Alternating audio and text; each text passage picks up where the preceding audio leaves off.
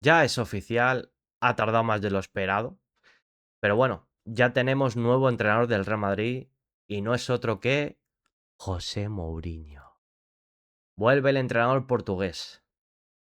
Antes de todo, muchas gracias por el apoyo que estoy recibiendo tanto en YouTube como en las redes sociales. De verdad que estoy muy agradecido por vuestro apoyo. Aquí os dejo mis cuentas para los que no estáis siguiéndome. Está X, Instagram y TikTok. Al igual que si os gusta mi contenido, pues ya sabéis, darle like, suscribiros, activar la campanita y comentarme vuestras opiniones acerca de los vídeos que yo siempre respondo. Bueno, pues dicho esto, la pregunta que muchas personas se hacen acerca de la vuelta de José Mourinho es ¿Por qué? ¿Por qué? ¿por qué es necesario?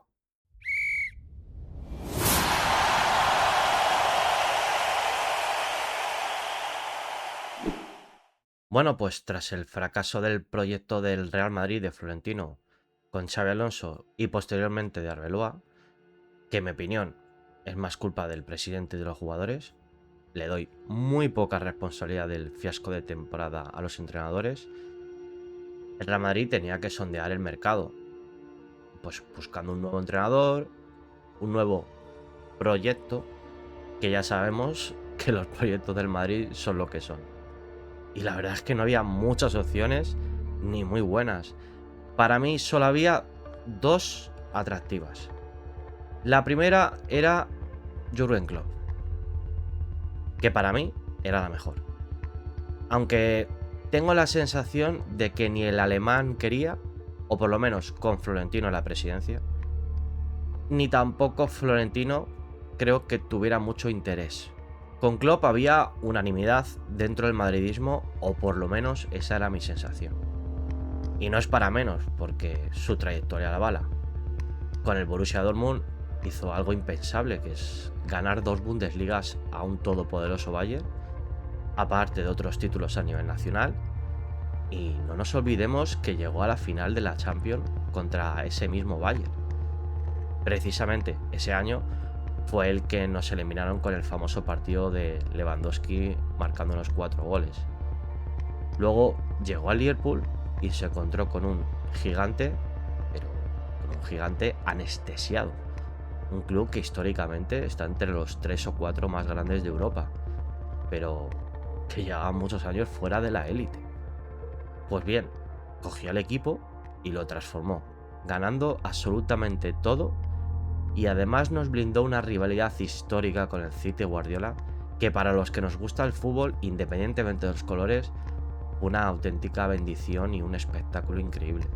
Y la segunda opción es la que se ha dado, que es la vuelta de José Mourinho. Y con Mourinho no hay unanimidad.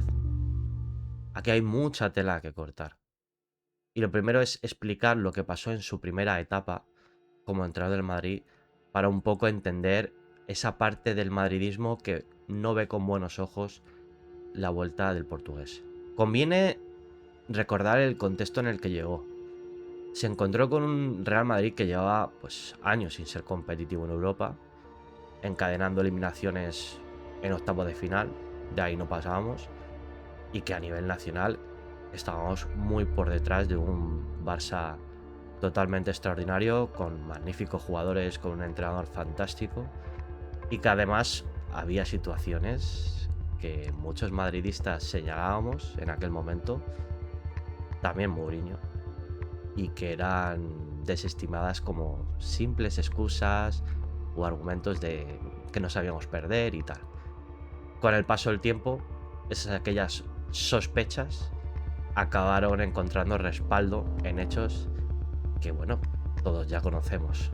Pero bueno, más allá de que se pueda debatir sobre sus formas o sobre si puede encajar en este Madrid actual, creo que es justo reconocer la importancia que tuvo en la reconstrucción competitiva del equipo. Entonces, vamos a detenernos un poco en esa primera etapa, porque me parece fundamental para entender todo este debate. La llegada de Mourinho supuso un punto de inflexión. Cogió un Real Madrid que había perdido peso competitivo y consiguió que el equipo volviera a mirar de tú a tú a los grandes equipos de Europa. En su primera temporada conquistó la Copa del Rey, que es verdad que de la liga, entre la liga, la Champions y la Copa, pues es el título más pequeño. Al año siguiente llegó la famosa Liga de los Récords y la verdad es que hicieron una liga de auténtica locura en términos de goles, de puntos, 100 puntos, es que es una auténtica barbaridad. Y la guinda fue ese partido Barça-Real Madrid en el Camp Nou, con ese famoso gol de Cristiano Ronaldo, con el calma, que es historia. Y bueno, pues al año siguiente, en 2013, porque fue a principio de verano, llegó la Supercopa de España, que ganamos también al FC Barcelona. De los 3 años que estuvo el Real Madrid de Mourinho, rompió la maldición de los octavos y lo llevó a 3 de 3 en semifinales de Champions. O sea, no se llegó a la final pues por detalles, pero creo que cualquiera que sepa un poco de fútbol sabe lo difícil que es estar ahí temporada tras temporada. Es muy complicado, es una competición muy difícil. Ahora bien, sería injusto ignorar lo que ocurrió en su última temporada. Ni los resultados estuvieron a la altura de las expectativas, ni la imagen que proyectó el club fue la mejor. Los enfrentamientos con varios jugadores, especialmente con Iker Casillas, provocaron una fractura tanto dentro del vestuario como entre los propios aficionados madridistas. Esa división existió y forma parte de la historia de aquella etapa. Personalmente, siempre he pensado que Iker no estuvo a la altura de lo que debía representar el capitán del Real Madrid en aquel conflicto. De hecho, para mí, me da igual lo que pueda opinar la gente, pero para mí es el peor capitán de todos los que he visto en el club. Su papel con la selección española, extraordinario. Como capitán, magnífico. Pero yo, como madridista, siempre mi prioridad es el Madrid. Y hubo actuaciones durante ese último año que lo considero una deslealtad hacia el vestuario y hacia el propio entrenador. Eso no significa que Mourinho estuviera libre de responsabilidad. También cometió errores y seguramente podía haber gestionado algunas situaciones de otra manera. Los conflictos con otros jugadores forman parte también de cualquier grupo humano y en muchos casos tenían solución. Sin embargo, la ruptura con Iker alcanzó un punto de no retorno y la sensación de que es una relación rota y que no había posibilidad de que mejorara. Por eso, aun reconociendo que hubo fallos por ambas partes, mi sensación sigue siendo la misma. En aquel enfrentamiento concreto estoy con Mourinho. Y ahora vamos a hablar del presente. ¿Mourinho es necesario? Claro que lo es. Y voy a dar mis razones. Lo primero, nos encontramos con una plantilla de jugadores que muchos de ellos han tenido un comportamiento totalmente vergonzoso, dando una mala imagen, no siendo profesionales, y ya para rematarlo hicieron que el proyecto de Xavi se fuera a la mierda. En este último caso, lo último que me estoy refiriendo, hablo de 2 jugadores que son 2 capitanes y son Vinicius y Valverde. Os dejo arriba mi tier list sobre el análisis de la plantilla, donde hablo de estos 2 jugadores, de lo que yo haría con ellos.